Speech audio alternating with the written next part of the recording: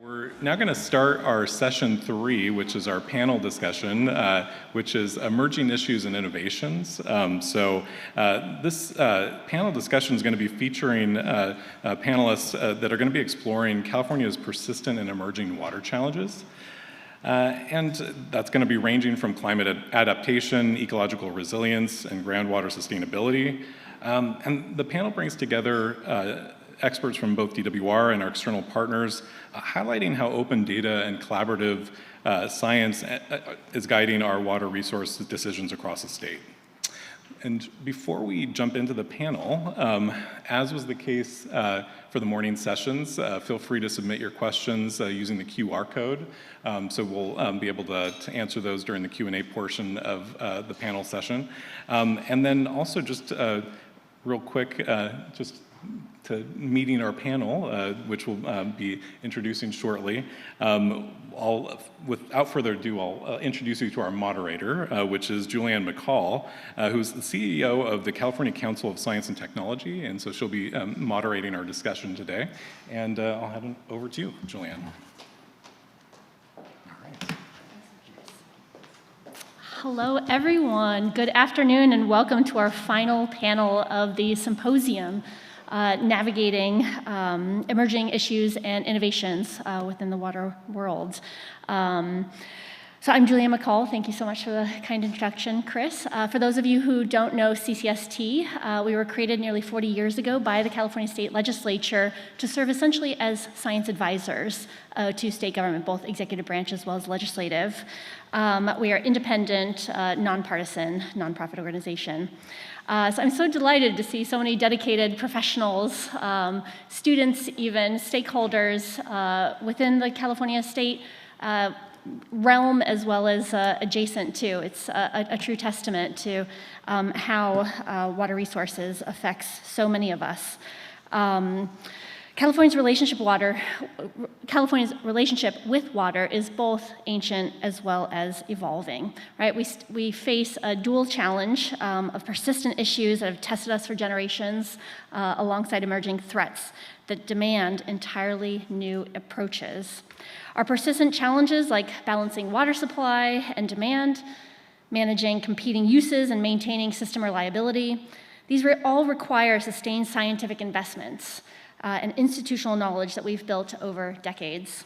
But today's emerging challenges, accelerating climate impacts, the unprecedented groundwater depletion, and ecosystem disruptions, these all demand innovative thinking, cutting-edge tools, and adaptive strategies that we are still developing. What makes this particularly complex is that these challenges don't exist in isolation.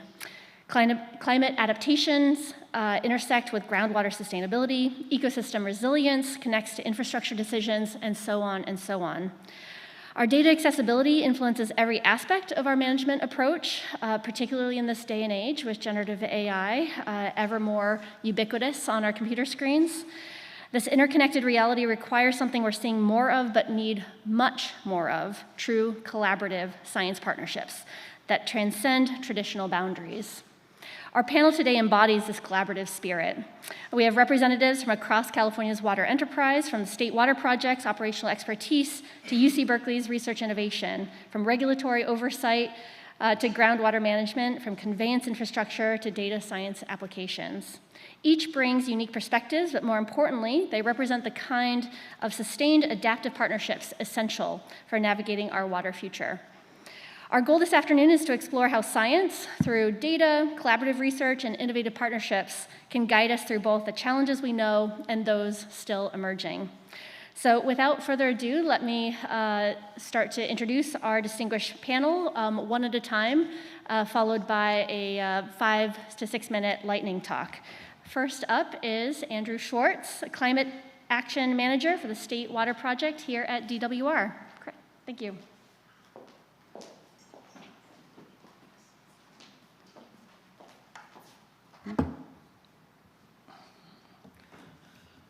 Thank you. I think among the myriad of issues that we're dealing with here in California, particularly related to climate change, extreme events, the increase in more energetic, more frequent storms and longer, more severe droughts that Mike talked about this morning are one of the key issues. Along with that, I think Brett hit on this idea of unholism, this kind of siloing of our tools and our analysis is another issue that is becoming larger and larger that we have to deal with. And then finally, this idea of communicating all of this complexity and uncertainty that we have about the future and how to deal with it really come together in a perfect stew. And one of the things, thinking about these kind of three big ideas, one of the things that I think that we could do to really push forward and make a difference for our future, for planning, for making decisions better, and leveraging new data, and data science, and collaboration and partnership, is to really focus on integrating the modeling tools that we have. And specifically, I'm thinking about the way we do water supply modeling, the way we do flood modeling, and the way we do ecosystem modeling. And really, we need to bring those things together. So currently, we really operate three unique and separate modeling frameworks for these different things. So for water supply, many of you will have heard of CalSim. That's our preeminent model. It runs on a monthly time step. We run it over a 100-year period. And that's how we make our planning decisions and investment decisions and do environmental analysis for impacts for water supply. On the flood side, we're focused on sub-daily time steps of typically of running an event through the flood system for how to operate a reservoir. How do we pass a flood peak through a reservoir and through the system, and how does that propagate down, and what damage does that cause? And you can see that, and then you have the ecosystem side, which is a hybrid of the two, where you have a number of different time scales and spatial scales of trying to manage life cycles in different species. And these three pieces really end up in a trifurcated system that doesn't lend itself to really multi-benefit integrated solutions. And so one of the things that I would really like to see is a partnership, collaboration, large multidisciplinary effort to bring these things together. There's lots of ideas on how we can integrate these models. We have lots of new tools with AI, new data science, and the ability to crunch data. We have the ability to model at finer, with higher memory, deal with the higher memory demands of a finer time scale. We need to do this over the entire Central Valley, our whole system. This is the only way that we'll be able to really evaluate and make the case for investments in these adaptation strategies that we absolutely have to have. If you think about the major adaptation strategies, right? Forecast-informed reservoir operations. This is all about operating a reservoir at a finer time step, preparing, holding more water back, or when you see an event coming, pre-releasing water.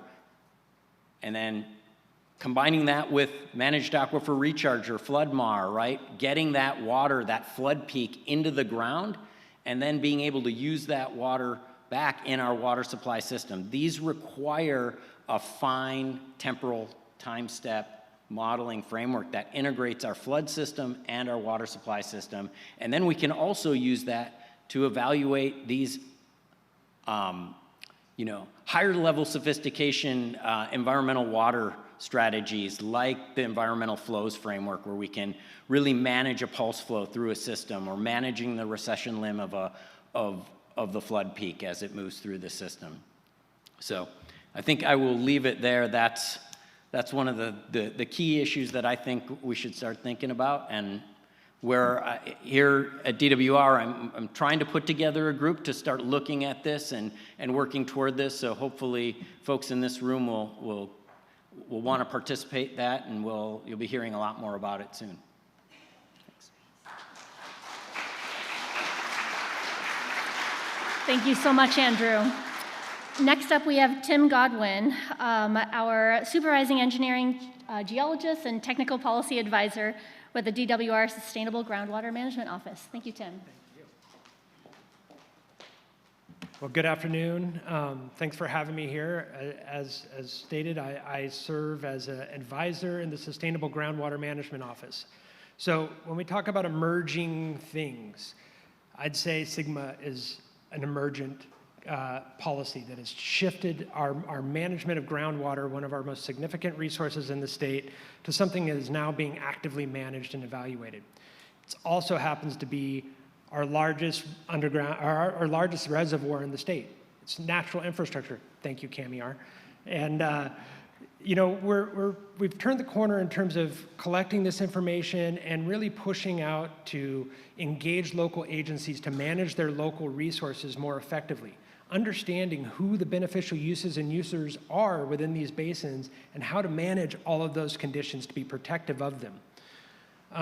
One of the things that's really been a true benefit, and I think is really leading towards strong innovation, is just the amount of data that we are starting to collect on groundwater within the state. These graphics illustrate, you know, some timelines of how we've been collecting groundwater data. That's kind of the base information that we've been collecting for a long time. Each of those points represents a well that is monitored regularly, a couple times a year at least, if not more. And it allows us to really start to see shifts in time frame. How is our condition changing? And I think one of the things that's exemplified here is, if we look all the way back out to here, the 20-year cycle, we see a lot of oranges and browns, which is indicating that we have generally decreasing water levels. So our long-term trend is we're losing water. We are diminishing our capacity in our aquifer systems, but that's a benefit too, right? So we now have empty space. We have an empty reservoir that if we actively manage, as Andrew is describing, with MAR and really improving our ability to manage our surface water conditions, much so that we can put this water back into the ground, we can start to see those benefits. And as you move to the left with the shorter intervals, 10-year groundwater level change, you're seeing less red. And then our 1 year, which, you know, we're seeing after, and this is 2024, after our very wet 23 year, we see significant improvements across the basins. These are just the first steps of what SGMA is going to bring. Every GSP, groundwater sustainability plan that is out there, is seeking to improve recharge conditions within their basins. Some will be successful and some won't. But I guess the point is, we decided a long time ago that in California, groundwater wasn't going to be administered under a water rights system. SGMA brings this to the forefront and really requires the local agencies now to manage these conditions through distribution of allocations of groundwater available to make groundwater sustainable into the future. And they're required to reach those goals by 2040 or 2042. So it's a very short time frame when we're talking about 100+ years of utilizing these aquifers to a significant point and potentially, in many cases, overdrafted. So I'll just move through some of the pretty graphics is all I brought for you today, just to plant the seed. These are more data sets just illustrating where, I'm trying to look up there and there's screens everywhere. All the data and how we're analyzing this data to understand what are these bulk changes we're seeing within these aquifers. This is really helping us set the baseline for where we're going to manage from and where we're going to manage to into the future. So in these graphics you're seeing now, the subsidence. Subsidence is a significant issue in California, and it's affecting our major water infrastructure to convey water from the wet north to our dry south. These subsidence basins are deforming our gravity-fed aqueducts, both state and federal, that has significantly limited how much water we can move through those systems under gravity feed. Without those systems, we are jeopardizing water supply for hundreds of thousands, if not millions of acres of irrigated agriculture and 20+ million people in the southern states. So this is southern portions of the state. Very important we get a handle on this one. How are we innovating? So we've been working collaboratively with Stanford University, originally running pilot tests to evaluate new geophysical methods, where we're able to fly the entire state now in a very coarse grid, if you will, with this aerial electromagnetic geophysics. You might have heard about that from Stephen earlier this morning. And being able to communicate what this is telling us is really valuable and really helping local agencies understand the function of their subsurface, which they've never seen before. Now we're revealing through graphical imaging and modeling with this data, where are we seeing coarse and fine-grained layers? How are those coarse layers connected? Where can we put water on the surface that will make its way deep into the aquifer system and really create storage or abate subsidence, but really build out the resiliency in the face of our changing climate?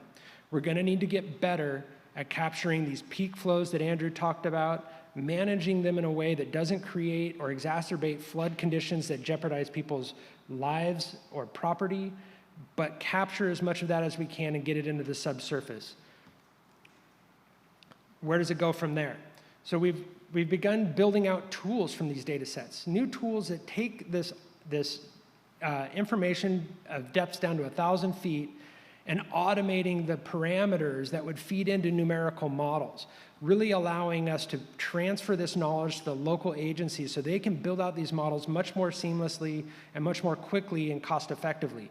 This will really help them evaluate their projects and management actions, including recharge, to really manage these basins moving forward. So I'll stop there. Lots of things coming with groundwater and lots of opportunities for innovation that I'm sure we'll discuss more. Thank you. Thank you so much, Tim. Next up, we have Ellen P. Priest, who serves as Environment Program Manager here at DWR, focused on the Delta Conveyance Project.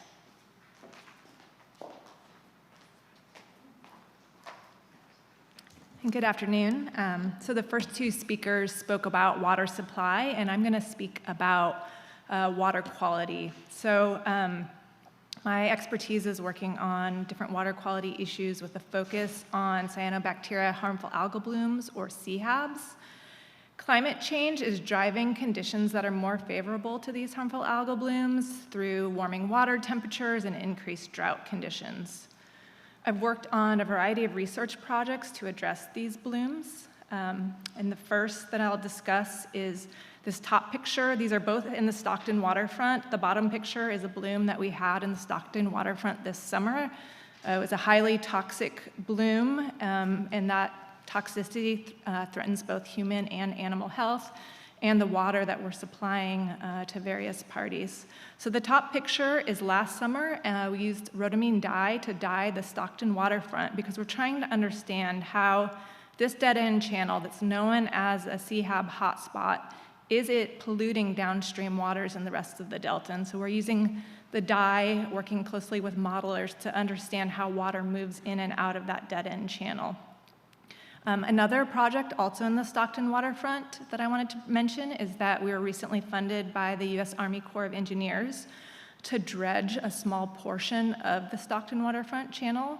The goal of that will be to remove about 8 acres of sediment, and that will remove nutrients, so the nutrients that are fueling these blooms, as well as the overwintering cyanobacteria seed stock. So the cells are able to settle down into the sediment when it's cool, and then during the summertime, when it's warmer water temperatures and more sunlight, it allows those blooms to re-enter the water column. And so we're hoping that through dredging that we're able to remove that inoculation cells. Another project that I wanted to mention is in collaboration with the Delta Stewardship Council. I led the writing of the Delta CHAB monitoring strategy. So the Delta community, science community, recognized the importance of a collaborative approach to addressing CHABs, both monitoring and managing them.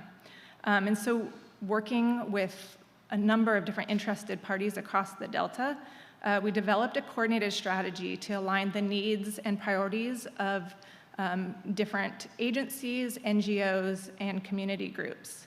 And we're currently working with the Delta science community to implement the list of recommendations that we provided in that strategy. And just wanting to note that that is a non-funded effort. Next, I want to bring up some water quality challenges, also related to harmful algal blooms, but also wanted to mention the golden mussels. So the problem with water quality is that, and monitoring of it, is that a lot of the issues are transient and ephemeral and are not easily visible.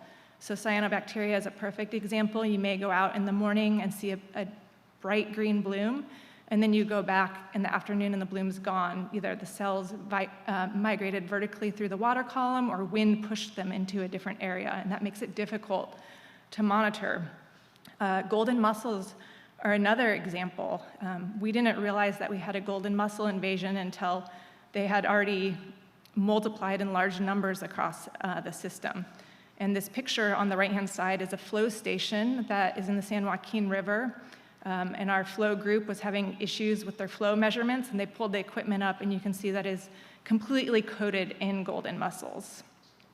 So moving forward, we need to think about new approaches that allow for a higher level of surveillance. So how can we start to detect these problems before they're a full-blown issue? Maybe it's things like if we had implemented molecular tools like eDNA to measure invasive species before we actually saw them with our eyes. Another challenge is balancing water quality goals, monitoring goals. So we want this high level of vigilance, we want early detection, we want to have eyes everywhere on the delta, and then we also want to be measuring different trends, like how climate change is potentially causing blooms to be more severe. These needs are not always compatible and resources are limited. So how do we achieve both of these things? You layer on top of that climate change, warmer temperatures, prolonged droughts. This is going to cause water quality problems to become more severe. Collaboration, I think that's a place that we're starting to really improve. It's a great way to leverage resources across different agencies and to improve our innovation. As far as future science needs, water quality problems like harmful algal blooms, they're not any one person or group's fault, but they're everyone's problem. Similarly, they just didn't develop overnight. Many of these problems have taken decades to be a problem, and they're going to take decades to manage. So we need to find ways to manage and mitigate things like harmful algal blooms. As far as those go, most of the management solutions are designed for lakes and reservoirs, so closed systems, and they're not applicable to this complex estuary that we are working in. So we need to invest in solutions, innovative solutions to help mitigate these blooms and recognize that it's going to be a long-term investment. It's not something that's going to be a single-time fix. And we're going to need this ongoing support to maintain and manage the good water quality. Thank you.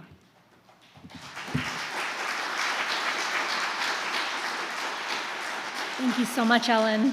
Next, we have Greg Gerhardt, who joins us from a different state agency over at Cal EPA, the State Water Resources Control Board, where he serves as Deputy Director of the Office of Information Management and Analysis. Greg. Thank you, Julie.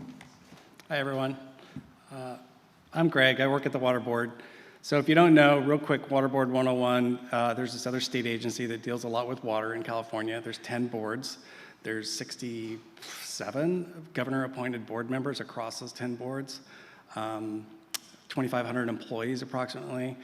And my office sits within the State Water Board structure, but it serves essentially the whole water board organization as well as the people of California with regards to data and information. So our group of about 30 is mostly dedicated to working on surface water ambient monitoring program, which includes a harmful algal bloom program and some other things that are sort of data collectors. So a little hint, my brain thinks data life cycle a lot. So like I think about things from that lens. And so the SWAMP program is collecting data. It's mostly putting stuff into a database with a lot of care about the data quality and what the potential uses down the stream of that data life cycle could be.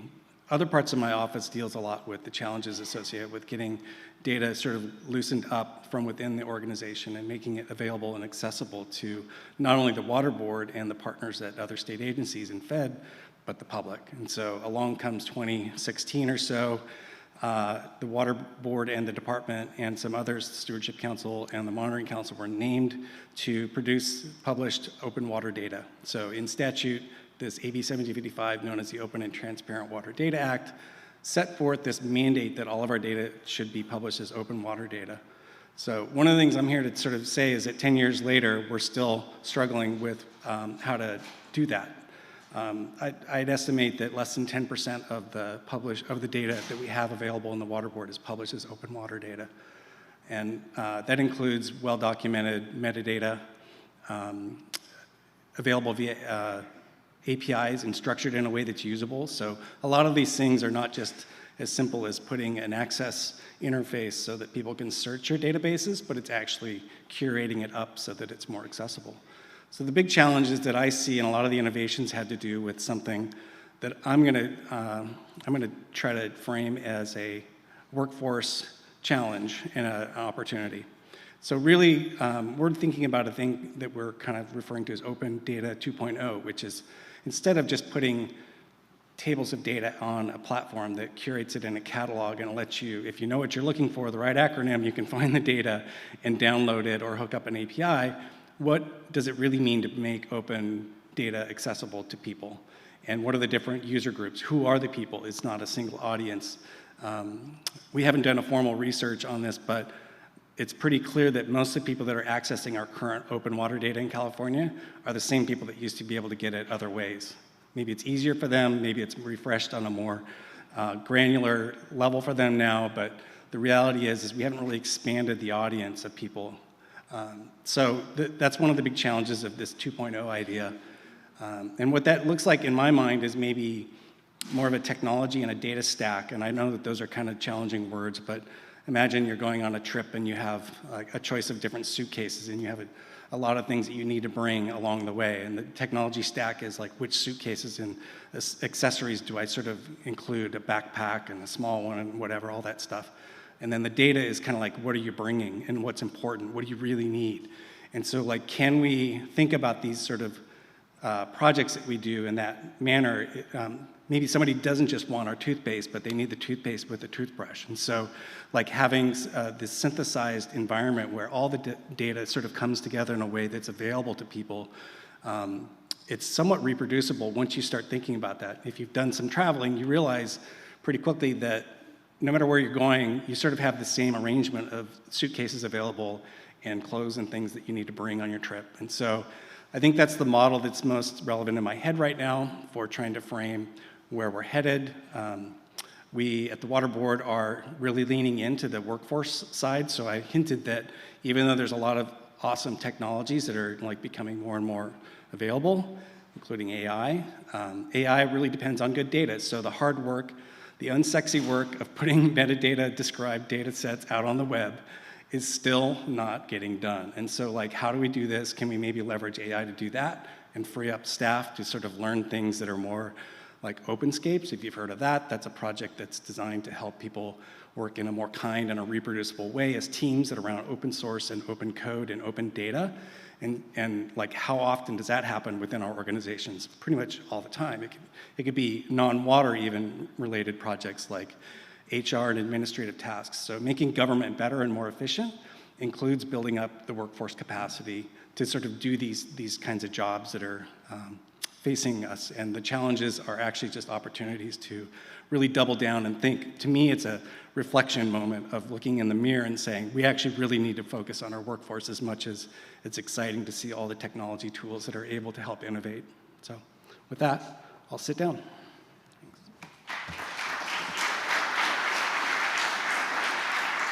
Thank you so much, Greg. Next up, we have Kevin Coy joining us from academia. He serves as the founding executive director of the Eric and Wendy Schmidt Center for Data Science and Environment at UC Berkeley. Thank you, Kevin. Thanks. Hi, everyone. It's a real pleasure to be here. I am not a water person, so I've come early today, and I've been learning so much from all of you, and it's really fascinating. And I thought I'd do a little something different with my time up here just to introduce myself so you know where I'm coming from and where our center's coming from, in addition to what I'll be able to share with in the panel. So my name's Kevin. I'm executive director here at the center. I got my start in GIS and remote sensing, so using a lot of map-based applications, first at Smithsonian and then later at the American Museum of Natural History, and had a really neat opportunity to travel around the world and use these applications in conservation settings, which was fantastic.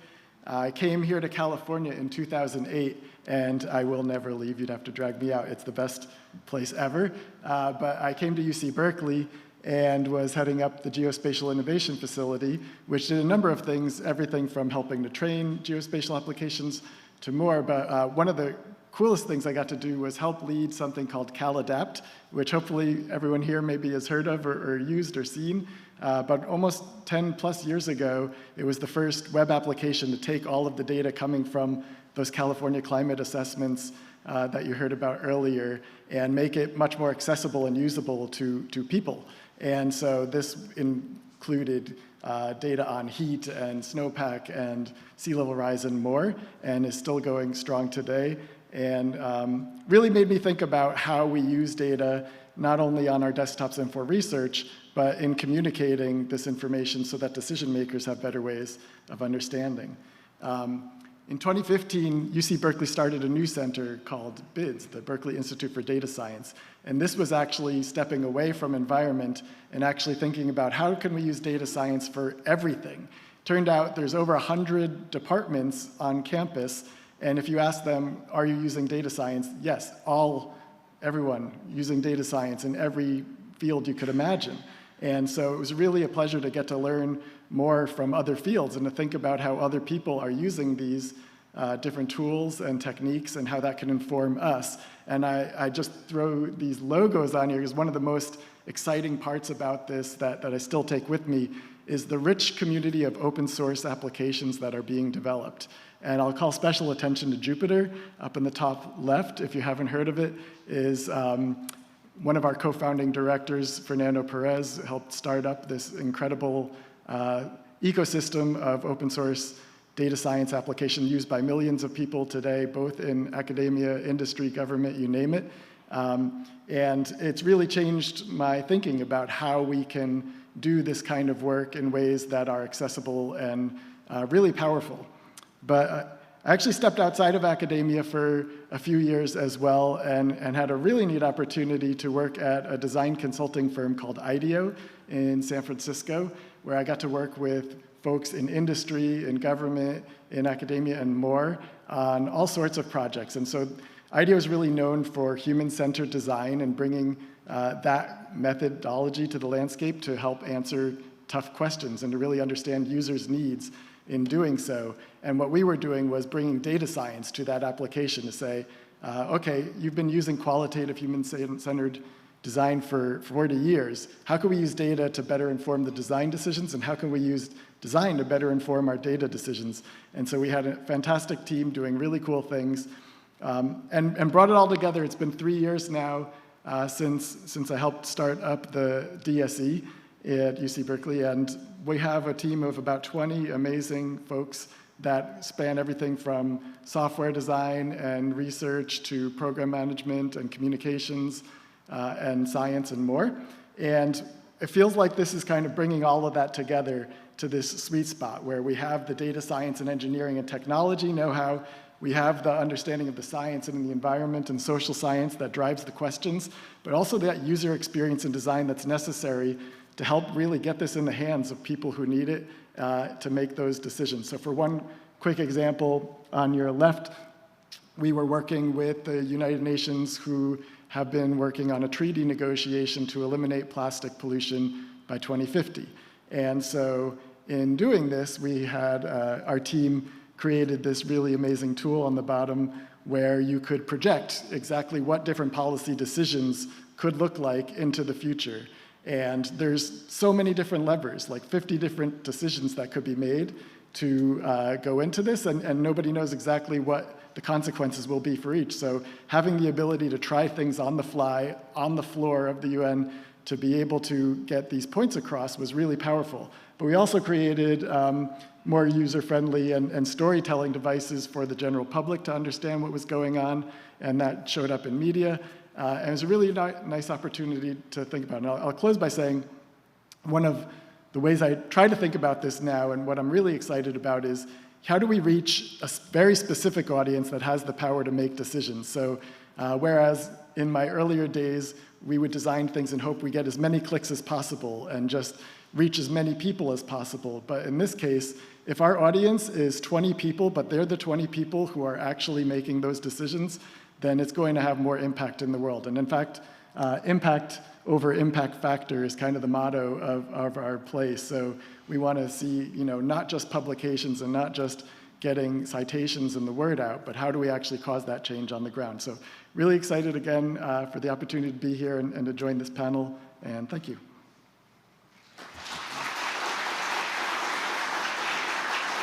Thank you so much, Kevin.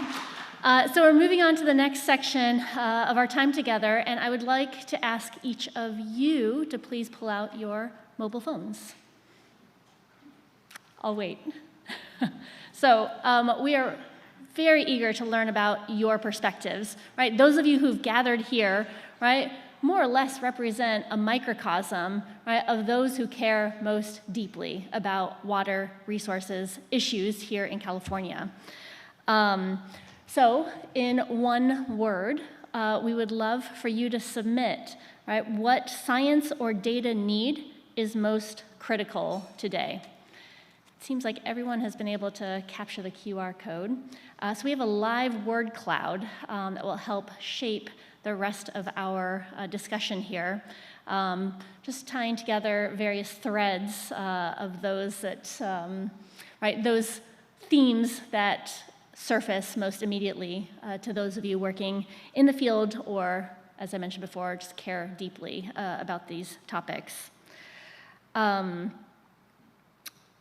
In so many cases, we know what to do. It's a matter of resources, or it's a matter of time, or it's a matter of workforce development.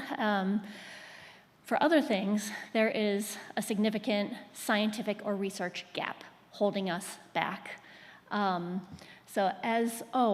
love this diversity. This is wonderful. So we have climate communication, right? Real-time data, transparency, funding, I see, right, pops up no matter what the topic in public service, public policy.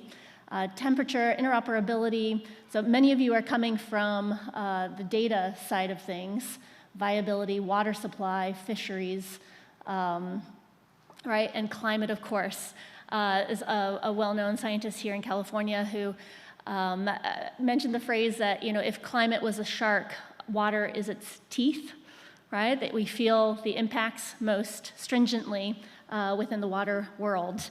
So I want to invite our panelists, in case that text is too small, right? Feel free always to rotate the seats and capture, right, the perspectives joining us today. And with the first question then, right, where do you see the biggest scientific gap for addressing California's most pressing, persistent, or emerging issues? I'd invite any one of you to help start us off. Tim? I'll jump in. So yeah, looking at this is great, and I think it really resonates with a lot of the functions that we've been dealing with within the Sustainable Groundwater Management Office, and that's communication. I'm glad to see it's the biggest thing in there. I think I see others that are connected to that, transparency, and really those two ring true with me, because we're pushing out a lot of information now again in the groundwater space. And people on the ground are having to make very difficult decisions about how to utilize their existing water resources and make it last for everybody in their basin. How do we protect against subsidence? How do you communicate what subsidence is? And we've been embarking in an educational campaign, and you may have heard about it earlier from Heather Shannon, who presented in one of the 5-minute talks. And I'll tell you, it's really complicated to communicate in this world of 5-minute sound bites that you get with people to articulate a complex physical, geologic condition and why it's important to somebody. And I think those are just really strong elements here. Please, Kevin. Yeah, I would love to build on that. I agree 100%. I have to say, joining you all from the morning and seeing the amazing presentations, it's unbelievable how much data and science exists in this space and for this state. I mean, we are probably in one of the most resource-rich, science-rich places in the world, and yet we're asking ourselves, is it enough? Which is incredible, right? So yes, there's always going to be a need for more data, and there's always going to be a need for better and more science. But we have to say, what can we do with what we have, because it is so great. And I think that is the big challenge with communication and with getting the results that we wish to see are much more about making that science, bringing that science to action. And in my experience, bringing others to the table from the beginning is a huge part of that. So we talk about science collaboration, of course, and bringing other scientists in on it. But I would go even further, and having had the neat opportunity to work with designers and with writers and artists and more, it feels like we need all hands on deck right now to really take this rich information and reach people, because even with the best data and conclusive results, it may not change minds unless there's really ways to help people understand that. Thank you, Kevin. Greg, Ellen, Andrew? Yeah, I mean, everything these two guys just said, the only thing that I didn't hear in there is storytelling, right? Like I think we've probably all heard it before, right? Humans we absorb information as stories, as narratives, and as much as we all love our data and our science, and it should drive that narrative and that story, we have to do a better job. I'm an engineer, so this is, I'm speaking to myself as much as anybody else. We have to be able to find a way to tell the story within our data, to pick out the important parts of it, and not get bogged down in all of our methodological choices and the things that we spent all of our time thinking about in the development of this tool or model or study, and tell the story of what's important for other people. What do they need to know to act, and what do they need to do? So I think communicating that to our decision makers, our peers, our collaborators, what do they need to know about the part of the study that I did, or the part of the work that I did? What do I need to know about your part, so that we can put that together? Yeah. And then just building on that, we have all of this data, and we're starting to work on the collaboration. We can keep improving on that, but how do we start managing? How do we start making decisions to improve water quality and water supply, and how can we be innovative in that and kind of get ahead of everything instead of waiting for it to become a problem? I see a lot of words in here. I like that, plus wanting everything everyone else has said, but for sure, like justice and the collaboration come to mind. I think if I left you with an image of what I see the future is more and more collaboration, and to do that, it's going to really take some skills that we don't have right now, and practicing these across just state agencies, let alone partnering with academia and others. But I think there's a lot of rich examples that we've used in the past. I think of one with the department where making water conservation a way of life was sort of a thing that we all heard in the last few years, and especially during the drought that preceded the COVID era. But it took until the last year or so, I'd say, that the data ecosystem, I'm going to use another metaphor, but we had to get the kitchen in order so that everyone could talk about water conservation and what are the different data sets, and how do you define different parameters in data set A versus B. Maybe it's the same thing, maybe it's different. But these conversations took weeks and weeks, and with the help of the Water Data Consortium and commitment by the department and the water board staff, I saw huge progress. And basically that gives me a lot of hope, because that becomes a fabric. That's where trust is built. That's where, whether water conservation was the #1 problem or not, that's the real stuff that needs to happen and change so that future problems can make the data actually deliver to the people that need it the most. Thank you so much. Isn't it humbling, especially coming from a scientific perspective? I ask what the biggest research gaps are, and it's mostly human capital, human behavior, human communication. So quite humbling. Thanks so much. So, I'm looking at that long-term monitoring, the transparency, collaboration terms. Thank you, by the way, to the person who had time travel. Appreciate that very much. Building off of the African proverb of, to go fast, go alone, to go far, go together. I want to pose to the panel, what interdisciplinary connections, have you found that are essential to effectively delivering science relevant to your area?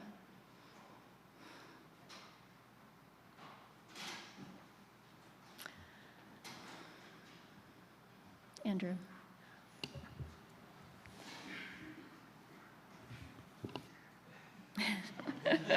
All right, I'll step up. All right, Tim. So, once again, Sigma's based upon locals taking this leadership role and leading their communities towards sustainability. So, I went straight to communication and transparency, but right above that is empathy and trust. And what we're observing right now at the local level is a lack of trust and a lack of concern for their neighbors. And that's really troubling because, within this regulatory context, they're meant to manage a groundwater basin. It's a pretty large area, right? It's made up of several management entities, groundwater sustainability agencies. They need to work collaboratively to make sure that that whole basin is sustainable. And then beyond that, they have to make sure that their basin's sustainability isn't affecting the next door neighbor's basin's ability to achieve that. So it is absolutely imperative that there is some empathy for the guy next door, or an understanding of what their issues are and how they're addressing them. And I really believe that the sound data, to Greg's point, sound quality data curated in the right way, with the right story being told about it, can really build that trust and that camaraderie, that teamwork that's necessary for us to manage these resources moving forward. And I think there's a lot there. We can tool on that for a bit, but it's really about building those networks of trusted people to partner with. I guess one of the things in my career, I've had a lot of different partnerships with academic institutions. I've always been kind of more on the resource management side, working with academic experts and scientists to try to build a tool or resolve a scientific question. And I think bridging that gap of the different disciplines of like academic and research and management, and that understanding that we just have to make decisions with the information that we have right now, or the best information that we can get, and not, I think it often, the perfect becomes the enemy of the good, and we keep, just a little bit more, we can fix this extra issue, and we can fix this extra issue when it's close enough, we have to make a decision and we have to move forward. And so trying to find that right balance. And I think having different disciplines and different folks who look at problems in different ways and break problems apart or put problems together in different ways, having a multidisciplinary team can really help with finding that line. Good point. Ellen. Yeah, in terms of harmful algal blooms, I think they disproportionately affect environmental justice communities and tribal communities. And so Something that I'm proud of that the Delta Stewardship Council really facilitated was for the HAB strategy, reaching out outside of agencies, outside of academia, into community members that were directly being impacted by the water quality problems and involving them in the conversation and the development of the document, and then we're continuing to involve them in the implementation of the strategy. And I just think it's a really great example of how to bring together a lot of different people, especially those most impacted by a problem. Yeah, I'll also add, I already talked about collaboration between lots of different kinds of disciplines and not just in the sciences, but even within the sciences now, I have a really great memory from the Data Science Institute that I mentioned, where we tried to think about how we could learn from different fields about problems that we all have in common. And one of the areas that did come out was data types that people work with. So I originally looked at satellite images of the Earth, and it turns out that image analysis problems that I might see were similar to those who are looking in microscopes or who are looking up at the stars in telescopes. But those folks all go to different conferences, have different papers, different journals, and never talk to one another. And it turned out when we got them all in the same room that some had actually solved some of the problems that the others had, and they didn't even know it. So I would venture to say there's probably more areas like that, where if we're willing to venture outside of our own bubbles of research and our own bubbles of application, that we may already have answers to some of our biggest challenges. We just have to find them. And everyone covered the discipline thing so well that I'm not going to go there. But I will say that look for project teams and partners that potentially have different generational lenses, as well as just where they sit. You know, maybe they are still close to being your government partner, but maybe they sit in a different part of your organization and have a different sort of lens on that. But look for that inclusive moment. So. All right, thank you so much.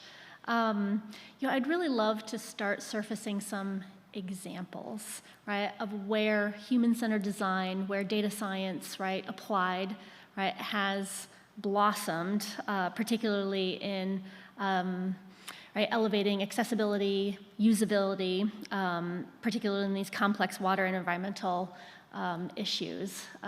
And, we are here in state government, right, for policymakers and decision makers of all stripes. Who would like to get us started on some of these examples?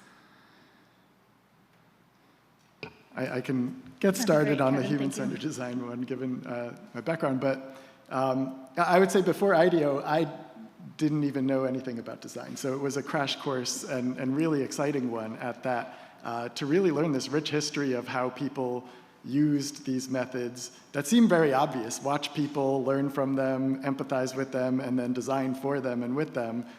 Doesn't sound like rocket science, but it's still really transformational. And what was surprising to me, I guess, was that the same processes that people were using to design, this microphone or a mouse that is going to fit people's needs could also be used for really more complex problems like we see in the sciences and in environment.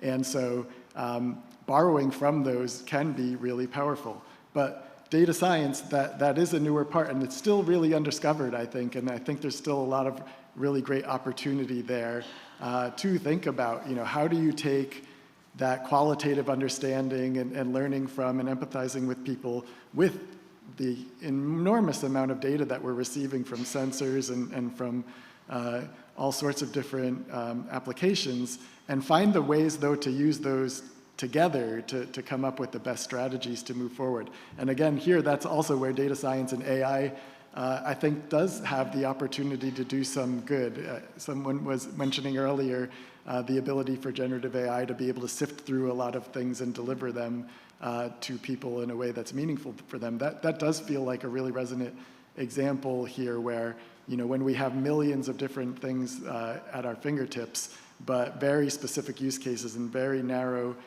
focus areas, how do you cut through the noise and really get to what matters? And I think both the human-centered design process and data science can help with those. Well, Kevin, you mentioned CalAdapt in your opening remarks, and I think that was I don't know what year did the first CalAdapt launch, 2015, was really, you know, a watershed moment for like the sharing and the making climate information broadly accessible to even a lay public, but certainly resource planners of many different stripes being able to pull out temperature information and precipitation information and stream flow information. And it wasn't perfect, but it was really excellent. And it really opened the door for a lot of people. The newest generation of CalAdapt that launched a few months ago, maybe now, you know, takes that to a whole nother level, an order of magnitude of additional complexity and level of tools. That's been great. The department has used that, has downloaded data from that, used some of the Jupyter Notebook tools that you mentioned to summarize data and put it into our own frameworks, because what we have realized in this kind of human-centered use of all of this data, you've got all of these climate models out there, literally hundreds of different projections of what the future might look like. And it's just too much to handle for most resource planners to try and think about, well, if it's hot and dry or cool or wet or whatever. And so we've been able to build on top of some of the CalAdapt tools that allow folks to really explore the climate vulnerability of the water supply system along you know, an axis of higher vulnerability. So we understand our system, we understand how it responds to temperature changes, precipitation changes, sea level rise changes through the science, and then we can combine that through a number of tools and develop a much more limited set of scenarios that allow folks to really test their vulnerability or stress test their system. So know the signs of data vertigo, the glazed over look, the trepidation, the shaking, the beginnings of like starting to wonder if I can actually make any decisions, and look around your colleagues. And when you see this happening, just help them by saying everyone suffers from this no matter what scale of this problem they're dealing with. It could be all the downscaled climate data combined with, you know, California's water data, or it could be just the data set that they work on in their small little program. And it's a very real thing. So again, I think it does come back to the human thing, but I will say, you know, there are maybe some state agencies that make a lot of decisions that are not fully informed by all the science and data that's available to them. I'm not going to name any names, but it might happen still sometimes in this state. So there's a lot of room for improvement, and I think this panel has a lot of great ideas. Yeah, just building, I guess, on what Greg said is, I think a lot of times people don't realize that this data exists, and so once again, we're back to the communication. How do we communicate that it's out there in an easy, digestible way so that they know that they can use it to inform their decisions? Yeah, I'll just pile on with a couple of really quick examples. I talked a lot about the data fire hose that Sigma is bringing to us right now. And I'll just highlight, we've curated that data into very open and transparent and accessible data viewing tools, and for multiple levels. So we have them for the practitioners, the groundwater sustainability agencies, the Sigma data viewers, the tool I'm thinking of. And it has a lot of embedded data in it. All of it's downloadable, all of it's accessible on open data. Everything has metadata associated with it, so you understand where it's coming from, what its use is. So really communicating to the practitioner so that we are developing clear communications with transparency of the information that's coming in. But then we've curated that up a level, and we have Cal Groundwater, which is a curated data set to really talk to the communities about what are the conditions in your region. And it's taking that information and applying some interpolation to it that really ideally starts to land that, oh, this is good or that is bad. If you're looking at the data and have no context, it doesn't mean anything. So we try and bring it up that next level to apply the context so people understand where they're at in the system. Are they living in an area that is in trouble, or are they living in an area that is fine and managing well? So we're really trying to focus in on how we tell this story and get that information out there, but then also take that next step and try and apply our scientific knowledge to interpolate the data and make as much inference as we can to help inform and assist those agencies making those decisions. So happy to talk more about that, but yeah. Yeah. Good. Oh, please, Ellen.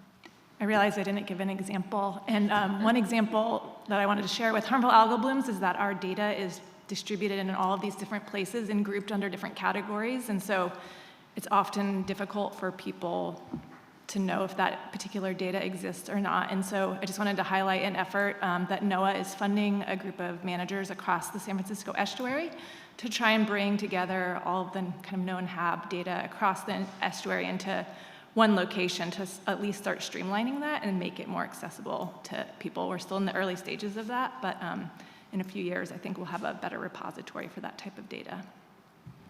Wonderful. Thank you all so much.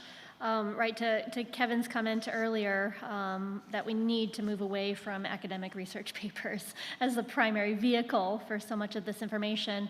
Dr. Flo Kofer is a colleague of mine from Surgeon General's days, and who basically coined this term of academic papers being the love letters that academics send one another, right?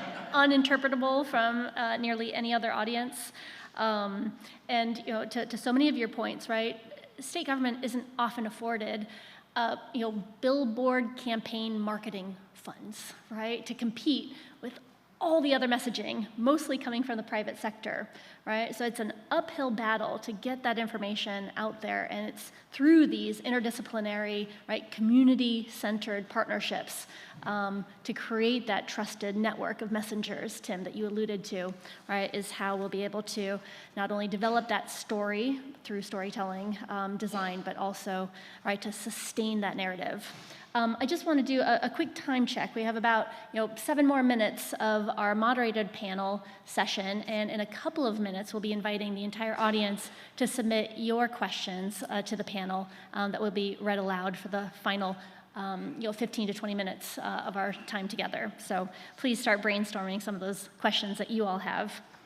So for maybe my second to last question to the panel then, in this era, right, of rapid innovation, particularly in our data science and data tools, right, how do we balance that need from a public agency perspective for reliability, for transparency, for trustworthiness, especially when informing policy decisions under uncertainty?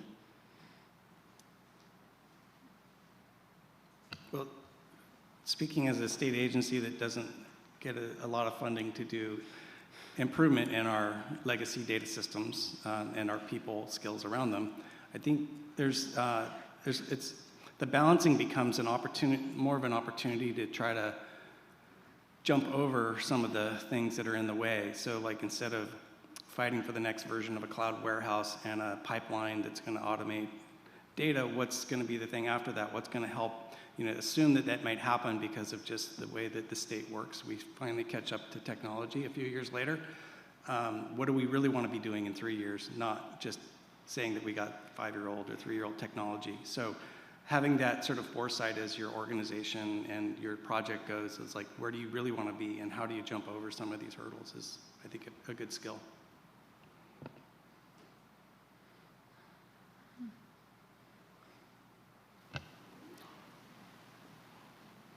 I think that's a great point, Greg, and I think it's that timing and approach to seeing that quick solution set and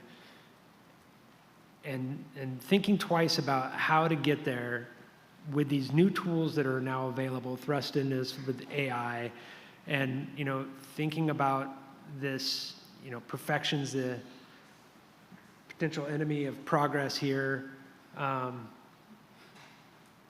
Yet we do have time-driven decisions to make. And I think that's the greatest challenge for us, is to be able to evaluate those things in real time and keep the ball moving and make informed decisions while still being open and transparent with our decision-making process.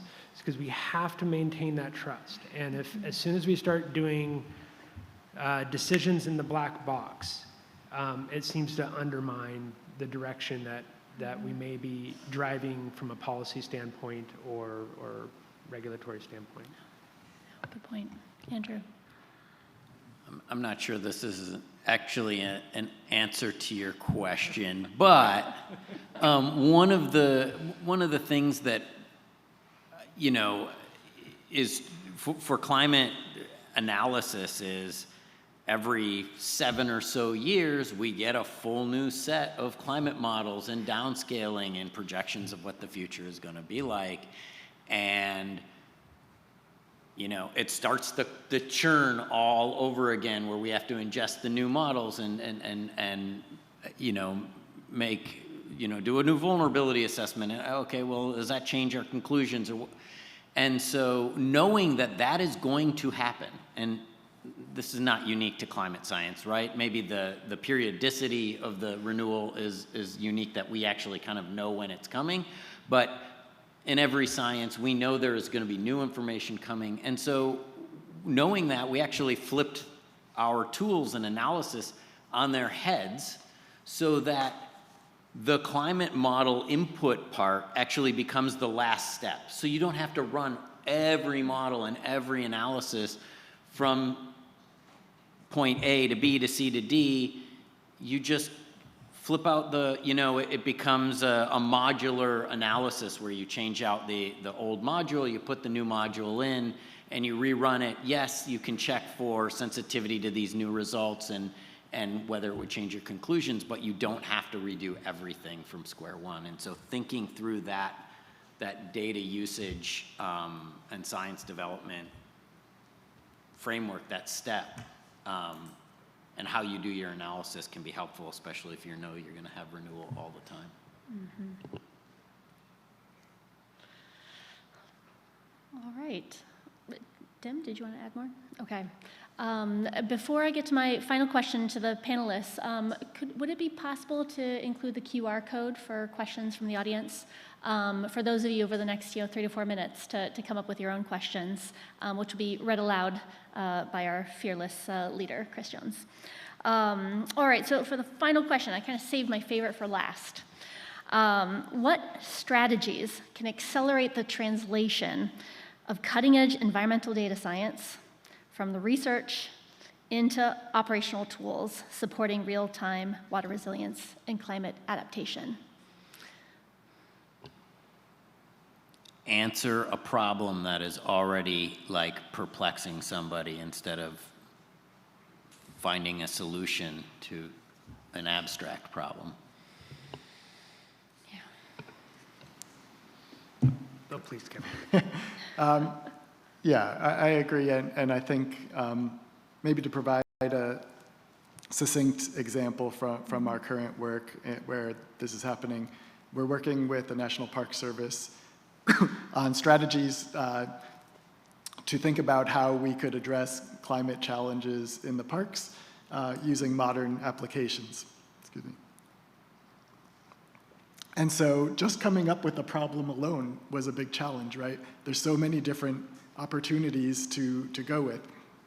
So we worked with all the parks and with so many managers to survey and think about what are the problems that are faced by these individuals who are making decisions. And fire kept coming up again and again. And we were like, there's so many great people working on fire. We're new, we should leave room for that. Like, there's not enough space there. But when we kept talking to folks, it turned out that what happens after the fire was still something largely not addressed. Before the fire, during the fire, lots of great research, lots of great things happening. But there's still a ton of great decisions that have to be made the day after, enabling, you know, all sorts of different funding streams, different planning strategies, and what have you. So our team picked up on that, and then we are working with Joshua Tree Park as kind of narrowing this focus down, even though we know we have this huge, large problem to work with. And the idea is, if we can really nail this one problem in this one area in a way, but keep it scalable from the beginning, then we can start to grow from there to what do we do with fires in other types of environments? What do we do with other challenges? And I think that kind of way of working and thinking could apply here as well. You know, if you're trying to do everything at once for everything, it's going to be really hard to have an answer. But if you can narrow it down to that one solvable thing that you really can make a difference on, but make sure that you're doing it in a way that can be scalable, it really has the opportunity to grow. Thank you, Kevin. Ellen.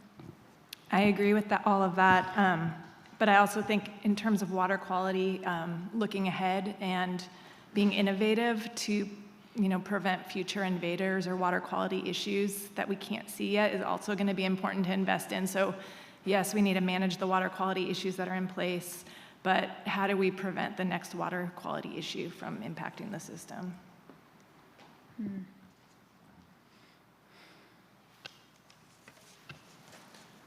So I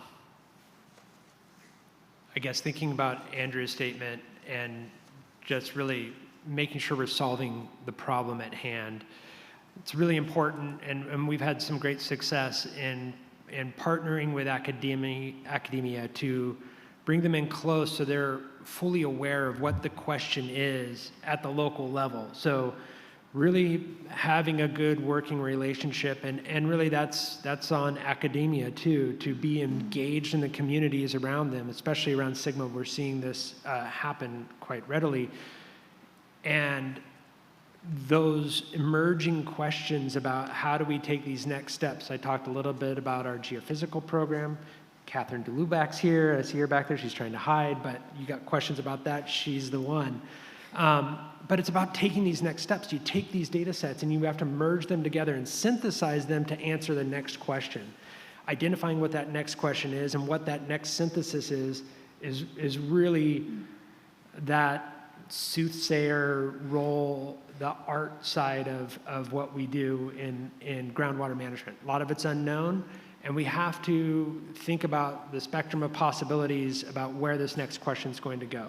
And so I think having a close partner in the academic space with an emphasis of tuning in on what that practical question is that's trying to be answered has been tremendously valuable.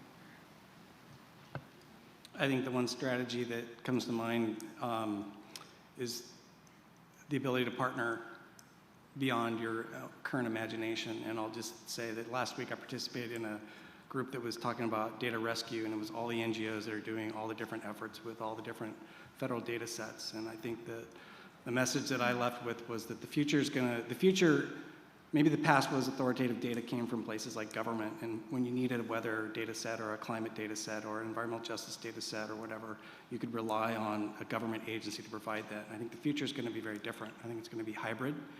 And so it's going to really challenge our current knowledge and capacity to do partnering and to build trust out of that world. And so I think that's really leaning into that is going to help us solve whatever cross-cutting problems we face. Yeah, certainly an underlying foundation. Thank you all so much. I'm going to pass it over to Chris to read aloud the first audience question. Awesome. Yeah, this has been a great discussion. Now for some audience input and questions. So thanks to everybody for submitting your questions. I'll just get to the first one, which I'll just open up to the entire panel, so feel free to jump in for whatever response you want to chime in with. The first question is, should California take ownership of the data and research being removed, or should legislators advocate to retain those federal programs? There's a lot of interest in this. There was multiple upvotes of this one. I mean, I think the reality is it's going to be very difficult for the state to completely fill the void left by the federal government if these data sets and these staffs continue to be reduced and the budgets of these agencies continue to be cut. I think there are the highest priority data sets for health and safety that we use for operations, for emergency planning and response. We're gonna have to find a solution for, because we have to have those. And then I hope we can find a solution for some of those others. And I think Greg's point that it may be hybrid. I don't think the state's going to be able to completely fill the void, and maybe foundations and NGOs and academia can maybe be another place for that. I'm not sure. I wish I had a better answer. Thank you, Andrew. Anyone else? All right. We'll move on to the next question. What are ways we can monitor and improve water usage in generative AI, given its significant water consumption for cooling data centers and chip manufacturing? I'll just say I know very little about this because there's very little data available. So some transparency on the part of the organizations that are building data centers would be welcome, in my view. That would be a great start. That's a good point. I saw a statistic. It was 500,000 acre feet of water per day. I don't even know how that's possible. It's got to be wrong, right? Just for data centers? For a 100 megawatt data center. So something's wrong. It's, hey, it's all about the quality of the data we get, right? And I'm reading some stupid little thing. So the point is that I think we really need to understand is what that demand is. And something that we're working on very carefully is how to fold in our water planning into general plans, and how we as land use planners think about the water that's necessary to meet the demand of that particular use. And it's something that's missing from our general plans currently, and we're working on getting guidance in there for people to consider it as an optional piece. But I think we're at the point now, especially when we talk about these very large volumes that are coming out of data centers needs, on top of what are likely already high demands of urbanized areas or near urbanized areas, maybe ag-urban interface, which would probably be worse. We're going to need to start to plan better in a grander scheme.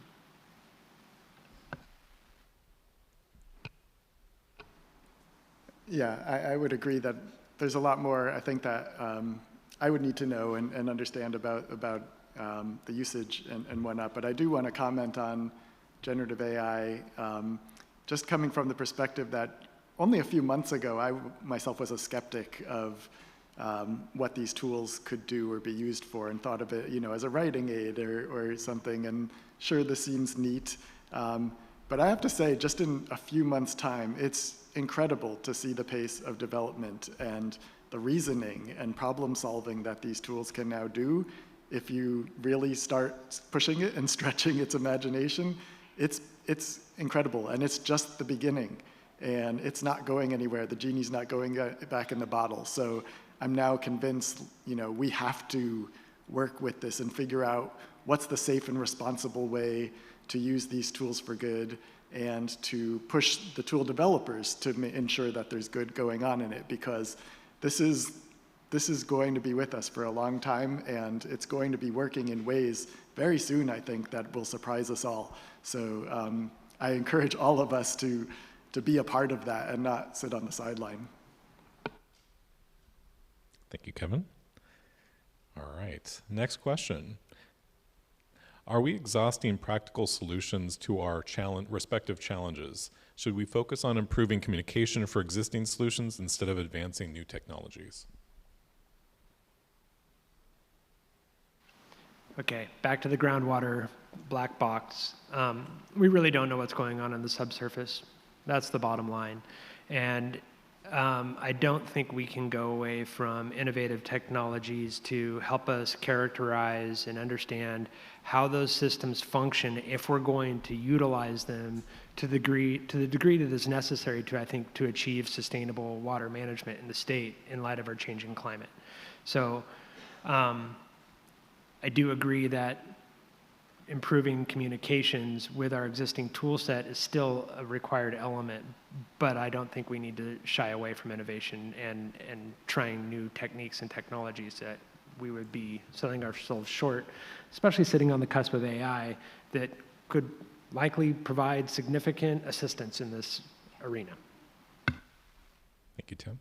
Yeah, that's what I was just thinking, like maybe AI is going to solve those problems of connecting the old information for us, but I don't see how we can't use it to move forward. Like Kevin said, we don't know where it's even going to go, so we got to keep up with it so that it can help answer some of our issues, problems in the future.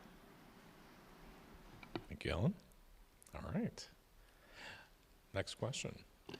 Yeah, I would just say, feels like an and. We need both. Yes, right. Both and. Good point. All right. How can we combat misinformation that undermines, oops, sorry, it's getting moved around, undermines trust in science and research about climate change, water quantity, and management?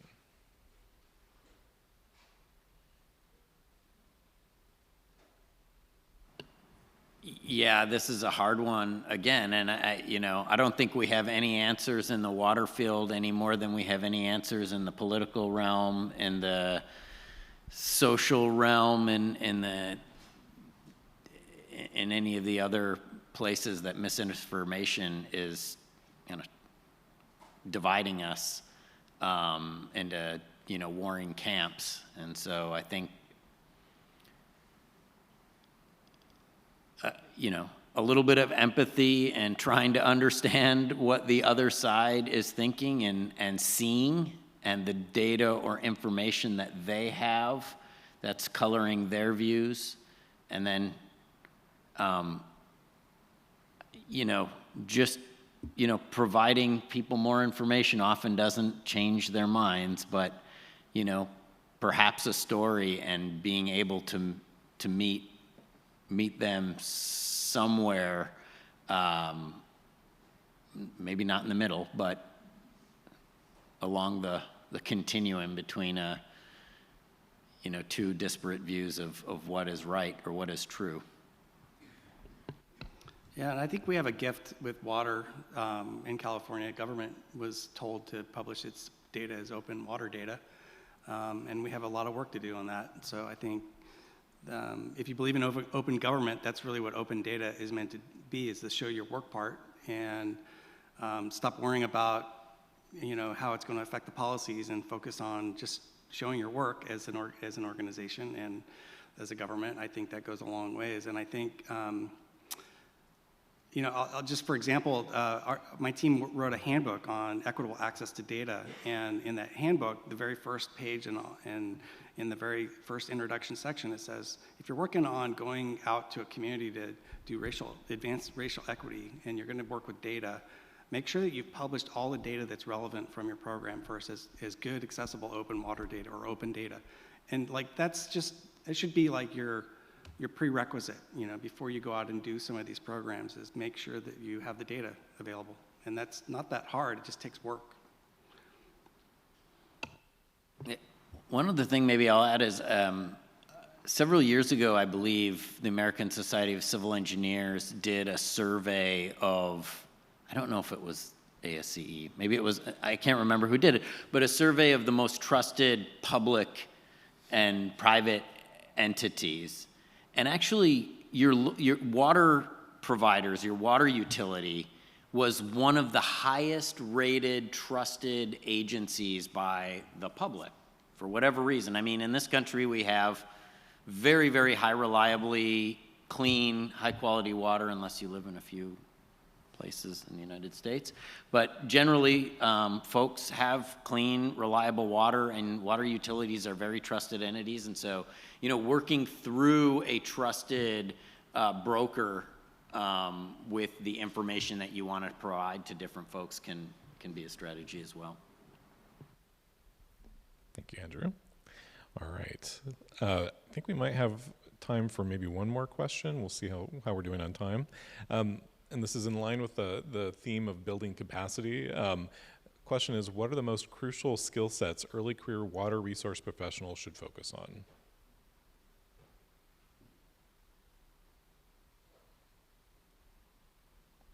Critical thinking.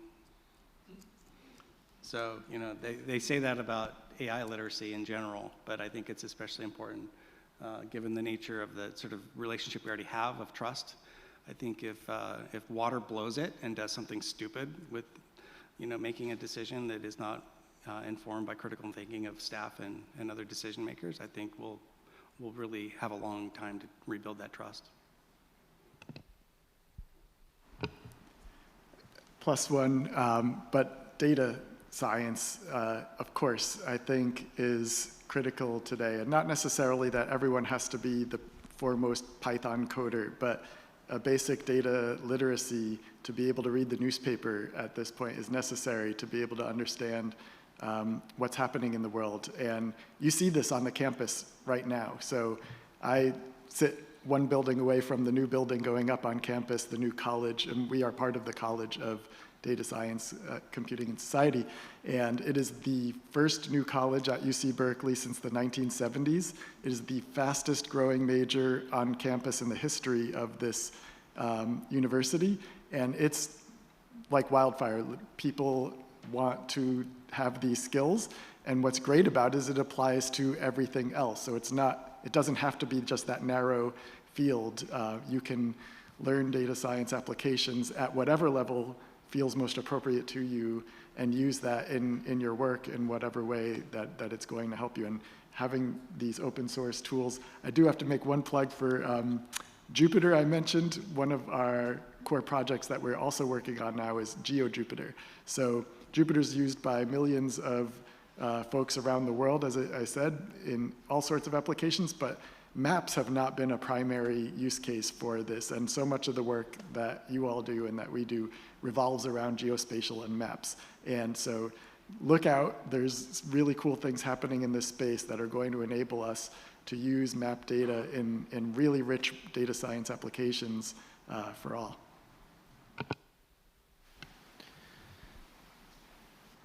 Both excellent answers.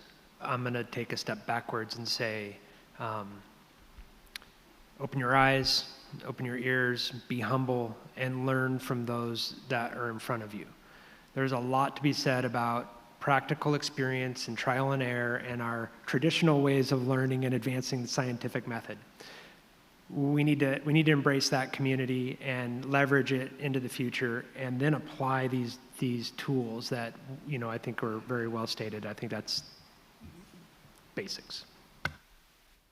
Yeah, that's exactly what I was thinking. I had a mentor that used to say, be a student to the process. So absorb all of that while keeping your eyes open on potential ways to innovate, but use the tools that are available to you. And then also reach out to your colleagues and your mentors and ask them questions and get help from them. It's been very helpful to me. All great advice. I guess I've always thought that your career should look kind of like an hourglass. That when you start out, you want to learn a whole bunch of things, be kind of a generalist, broad, get some different understanding, do a couple of different jobs. At some point in your career, mid-career, early mid-career, you need to start specializing in something, become really knowledgeable about one thing, have a specialty, become indispensable about something. And then as you get older, use that thing that you're indispensable about to expand and become kind of more of a generalist again, if you want to manage and kind of continue to grow in your career, where you can kind of have a purview over a number of different aspects again. Thank you. I hope that wasn't the last word. Well, that takes us to the time. There were some questions that we didn't get to, but I just encourage folks to stick around for the poster session and try to find the folks that you maybe had questions for, and just to continue the conversation out in the poster session after we wrap things up. But just wanted to thank the panel again, and I'll hand it back to Julianne for her closing thoughts. Thank you so much, Chris. So we'll let you go in a few minutes. I heard bags start to close up, but give us a few more minutes here to really wrap up what has been an extraordinary panel, truly. Thank you, each one. So much has been covered in the last hour and a half, right? What I heard, right, especially starting out, Ellen, right, you focused on that multi-jurisdictional, right, cross-disciplinary teams, right, which engage, right, tribal and community organizations at the core. And, you know, throughout the panel, we kept discussing, right, it's mostly a human coordination problem, right, holding us back. And rather than taking this binary approach of either focus on communications or focus on scientific advancement, well, why don't we integrate, right, the advancement of our communication strategies and coordination strategies within our scientific research spaces? Tim, I really appreciated your focus on, right, building that trusted messenger network, right, the honest brokers. A year ago, right, for your needs now. That without that trust, right, which, you know, government is fostering through, you know, just extreme transparency, right, within our procedures and processes, to address things like, right, this commonality of being data rich but information poor, right, having data sets out the wazoo, and yet, right, its accessibility, usability, interpretability is key to actually seeing those data matter in decision making. Kevin, I really enjoyed your example with working with the National Park Service, right, and going and asking those local decision makers, right, what are the problems that you see, right? What are the problems you want us to focus on as your academic partner? How critical that is to maintaining that critical trust. Last but not least, Andrew, you mentioned, data might not change hearts, but stories can. That value of storytelling and narrative building, particularly when it comes from that interdisciplinary team and not just from one member, how essential that is to seeing the impacts of our deep work together. So with that, I would like to thank Chris Jones, lead scientist Louise Conrad, for making this panel possible. And I would love to invite all of you in the audience to help me thank our wonderful panelists.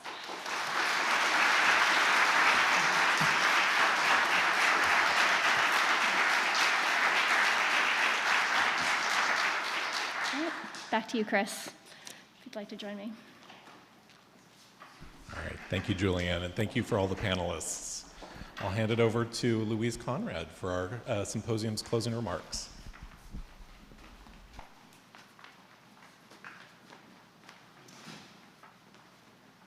Well, good afternoon, everyone. Thank you so much for that panel. Thank you, Julianne. And CCST for being here today, for helping make this event happen, and for that wonderful moderation. So much great expertise that we heard from on this panel and really throughout the day.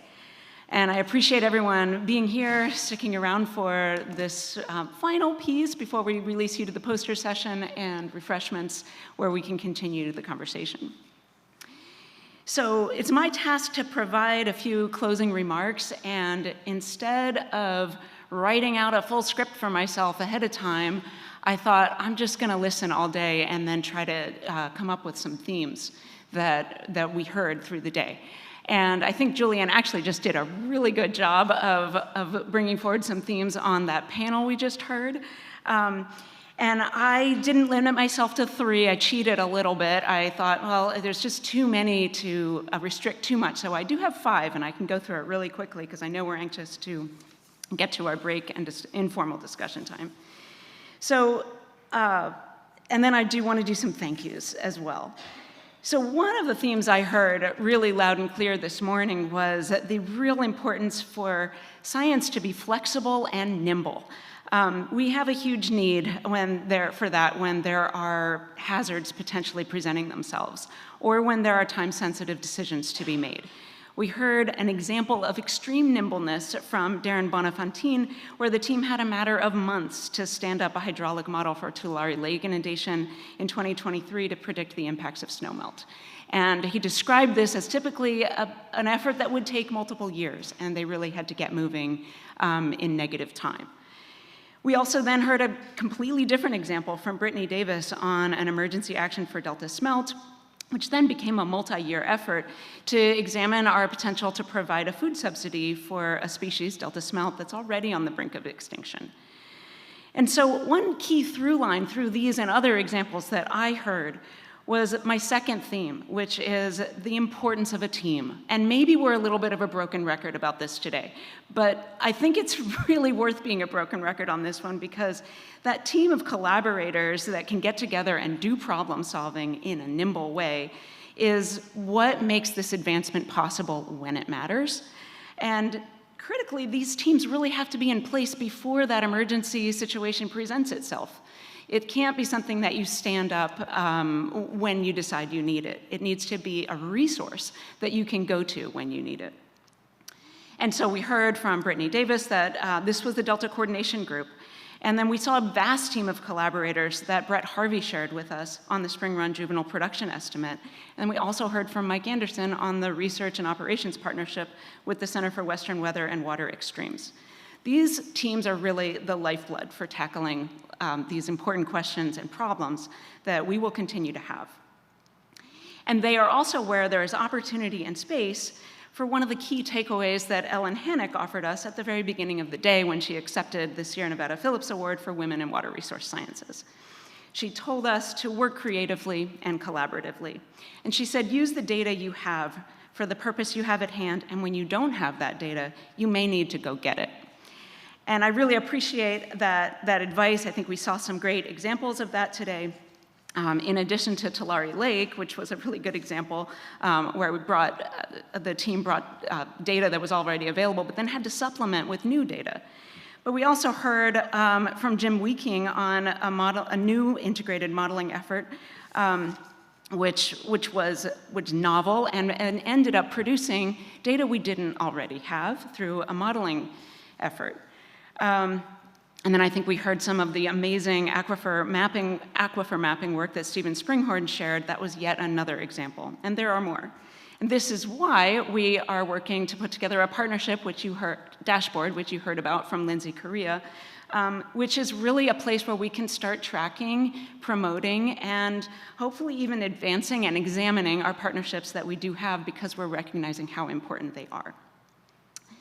So, there's a fourth theme that I think we heard quite clearly, was the integration, the need for integration. And Brett Harvey coined a term of holism, not really coined the term, but just offered that as a way to think about some of the problems he's addressing.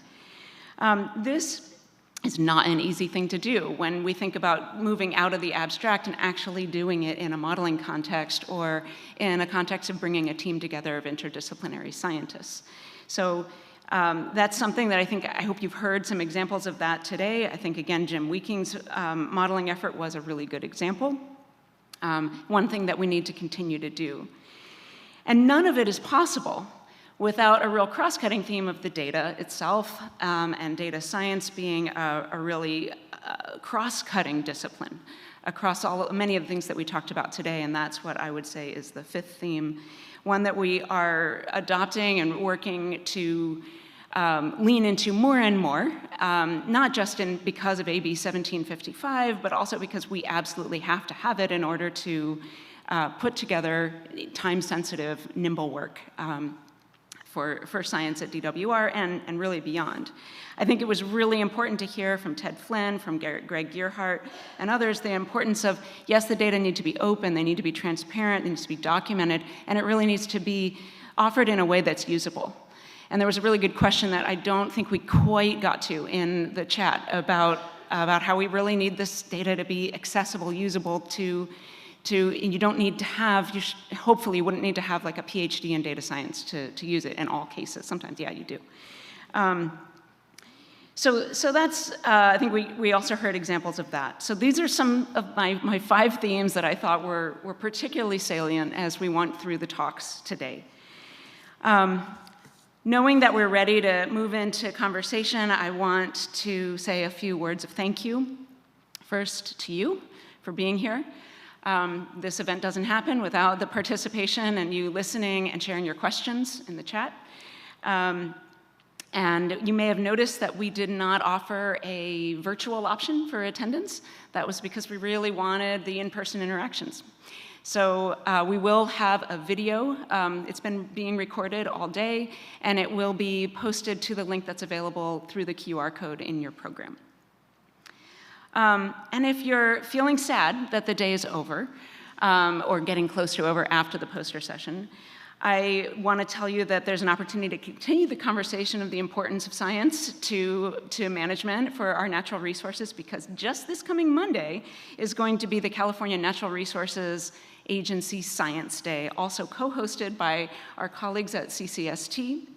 And this is going to be a great chance to expand the conversation on wildlife, terrestrial issues, biodiversity, and continue the conversation on water management. So that's going to be here in this room on Monday. See you there. And then finally, some thank yous. I did say, but I really want to explicitly say to California Council on Science and Technology, thank you for being here. Thank you for supporting us, helping us plan and execute this great day. I want to say thank you to our Public Affairs Office. There are some individuals that worked super hard to get this event to happen, to be messaged, and the program booklet is beautiful. I think you would all agree. It really is. Keep it, and then you can always reference it, remind yourself of this day.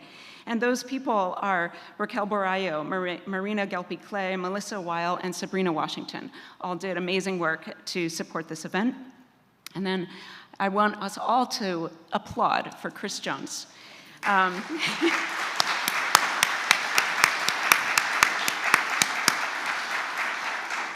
Chris took this on as a brand new, nobody's ever done it before type of thing, and he did it and got registered. There were 300 people, over 300 people registered, over 2/3, as the director said this morning, from outside of DWR. That was always our goal. And what a great start to this event that we aim to make a regular tradition at DWR. So this event certainly would not have happened without Chris's efforts. And I really appreciate working with him on this event. And with that, I'm going to pass it over to him so he can give you a final QR code to give us some feedback. Thank you, Louise. Yeah, just kind of echoing the comments of Louise, just wanted to thank all of you just on behalf of the Department of Water Resources and the Symposium's Planning Committee. Thank you again for your time and interest in this inaugural Water Resources Science Symposium. Also, just similarly with just passing along thanks, just another thank you to all of today's speakers. Just really appreciated the discussion today, which will continue with the poster sessions. Maybe just another round of applause for all of today's speakers too.